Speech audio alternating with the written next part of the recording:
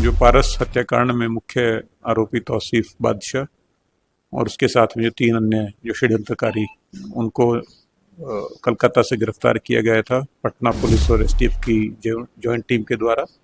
आज उनको यहाँ पे ट्रांजिट रिमांड पे लाया गया है और आज उन सभी को न्यायालय में प्रस्तुत किया जाएगा। उसके पश्चात में पुलिस रिमांड पे लेके उनसे आगे की पूछताछ की जाएगी। इस कांड से संबंधित जो अन्य आरोपी हैं उनके सामने पुख्ता जानकारियाँ उपलब्ध है और पुलिस और एसटीएफ की जो संयुक्त टीमें हैं उनके विभिन्न ठिकानों पर छापेमारी करी है। जल्द से जल्द गिरफ्तारी की जाएगी। बड़ी खबर निकलकर सामने आई है चंदन मिश्रा हत्याकांड से। पुलिस आरोपियों को रिमांड पर लेकर पूछताछ करेगी। नमस्कार, दर्श न्यूज में आपका स्वागत है। मैं हूं अनुराग। चंदन मिश्रा हत्याकांड जिसने पूरे पटना में सनसनी फैला दी, पटना ही नहीं कहिए बल्कि पूरे बिहार में और पूरे देश में इस घटना की गूंज दिखी, क्योंकि जिस तरह से बेखौफ अपराधियों ने अस्पताल में घुसकर वारदात को अंजाम दिया। एक बड़े अस्पताल में, बड़ा प्राइवेट अस्पताल है जो सुरक्षित था, पारस हॉस्पिटल, उसमें घुसे अपराधी और वारदात को अंजाम दिया। एक शख्स जो चंदन मिश्रा, उसकी हत्या कर दी। चंदन मिश्रा भी गैंगस्टर है और उसको मारने वाले जो हैं वो भी अपराधी हैं।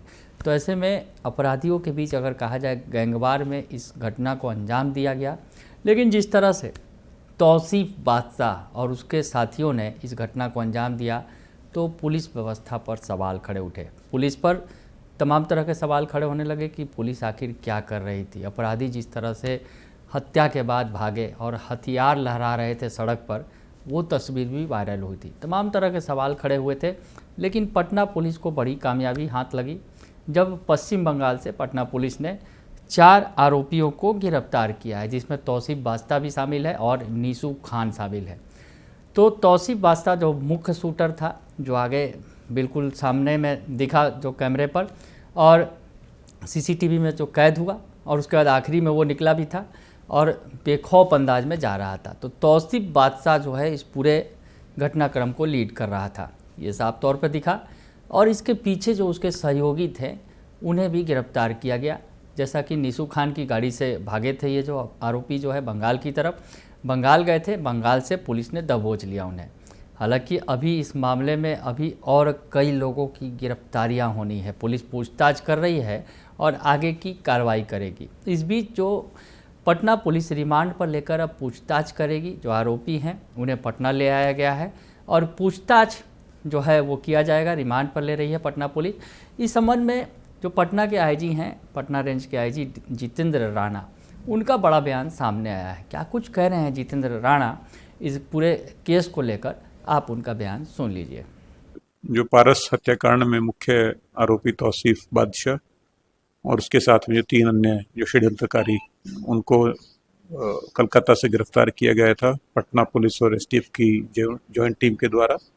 आज उनको यहाँ पे ट्रांजिट रिमांड पे लाया गया है और आज उन सभी को न्यायालय में प्रस्तुत किया जाएगा। उसके पश्चात में पुलिस रिमांड पे लेके उनसे आगे की पूछताछ की जाएगी। इस कांड से संबंधित जो अन्य आरोपी हैं उनके सामने पुख्ता जानकारियाँ उपलब्ध है और पुलिस और एसटीएफ की जो संयुक्त टीमें हैं उनके विभिन्न ठिकानों पर छापेमारी करी है। जल्द से जल्द गिरफ्तारी की जाएगी। ये भी आगे अनुसंधान का विषय है और ये सारी चीज़ अनुसंधान में स्पष्ट होंगी। निश्चित रूप से ये सारी चीज़ें जो अनुसंधान का विषय है, जैसे जैसे आगे अनुसंधान में प्रगति होगी अवगत कराया जाएगा। अभी पूछताछ से की जाएगी रिमांड पर लेकर।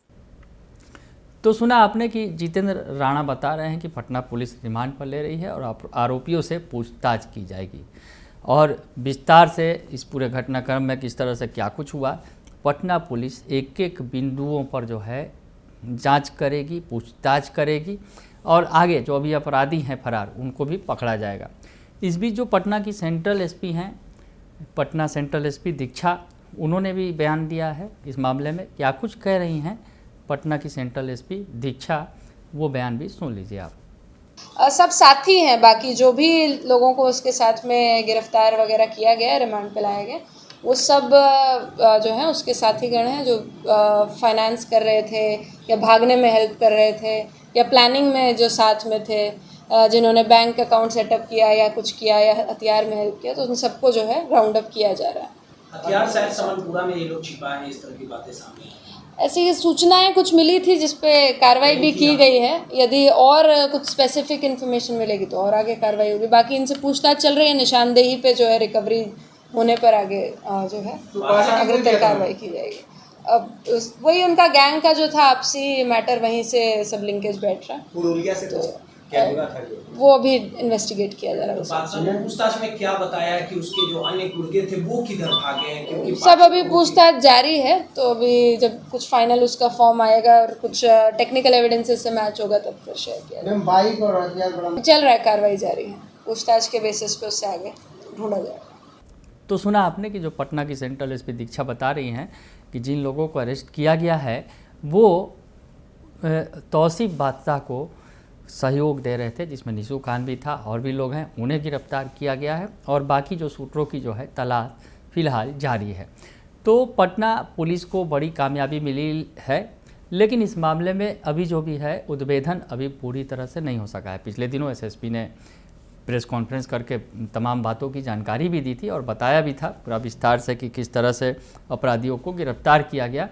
लेकिन इस बीच जो है मामला अब आगे बढ़ा है। पटना पुलिस आरोपियों को पटना ले आई है और उसके बाद अब जो है रिमांड पर लेकर पूछताछ करने जा रही है। तो ऐसे में बड़ी खबर ये निकल कर सामने आई है कि जो चंदन मिश्रा हत्याकांड में जो शूटर थे, उसमें जो मुख्य शूटर था तौसीफ बादशाह, वो पकड़ा गया है। पुलिस उससे पूछताछ करेगी और अन्य जो आरोपी हैं जो अभी तक फ़िलहाल इस मामले में फरार हैं, उनकी गिरफ्तारी के लिए प्रयास पुलिस जो है तेज करेगी।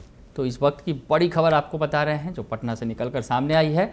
चंदन मिश्रा हत्याकांड में पुलिस ने बड़ी कामयाबी हासिल की है और उसके बाद अब आरोपियों को रिमांड पर लेकर पूछताछ करने वाली है। तो पटना पुलिस ने अरेस्ट किया है और बड़ी सफलता के बाद जो है अब आगे अन्य शूटरों की गिरफ्तारी के लिए, अन्य आरोपियों की गिरफ्तारी के लिए पुलिस ने प्रयास तेज कर दिए हैं। बने रहिए दर्शन न्यूज के साथ, तमाम खबरों से आपको अपडेट रखेंगे। फिलहाल के लिए इतना ही, धन्यवाद।